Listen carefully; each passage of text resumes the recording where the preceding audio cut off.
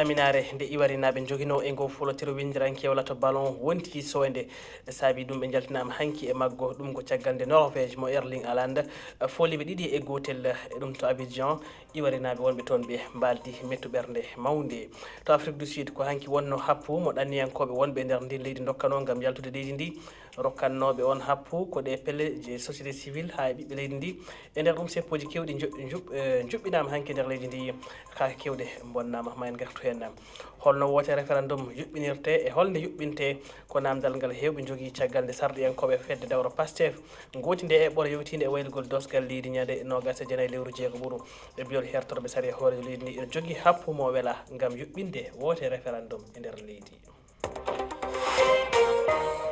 tedduɓe on calminama bisimilla moon e kabaruji ɗi e fuɗɗode majji forotira windiranke wala to ballon to Côte d'Ivoire timmini lawol muɗum e ngoɗo fijo hanki pottel hakkude mabɓe e Norvège ñiiɓi Côte d'Ivoire ɗi poolama ɗiɗi e gotel ɓe jaltinama caggal nde ɓe mbaɗi dawal moƴƴal e dawal aranal ngal to Abidjan bamboɓe hewɓe kirdi mettu ɓerde mawɓe ɗum ko caggal nde worɓe MS Faye poola Abdoulaziz Diallo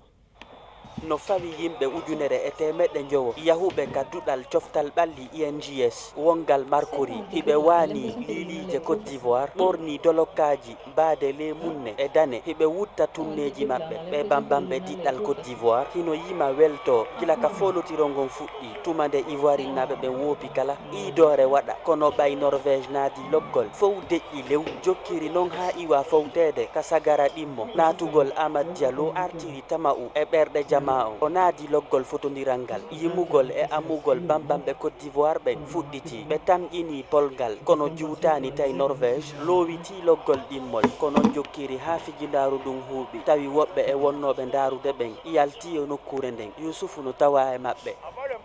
ado tindodiral ngal ari meɗe wondi e hoolare e tama'u polgal kono ka cippiro ko goɗɗum goho men tawi loggol ɗimmolngol jiiɓi muradu no kalannode fijindaro meɗen suni photo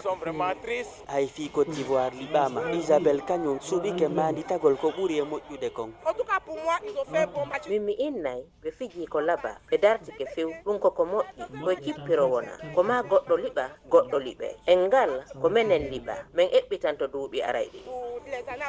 ko yanal musungal wonande Côte d'Ivoire kono kadi ko cippiro manditetengo ka tarika yoɓetengo jikke e mum fi fijoji satiɗi ɗin Abdoulaziz Diallo Abidjan RFI Abdoulaziz Diallo yen saaha to banggue potite goɗe ɗe ina paada larba hannde RDC hakkude mabɓe a leydi Angleterre ɗum ko yamde 16 wakkati windere Sénégal ma hawra e Belgique e yamde nogas wakkati windere ma en gartu hen e kabaruji men paaɗi RFI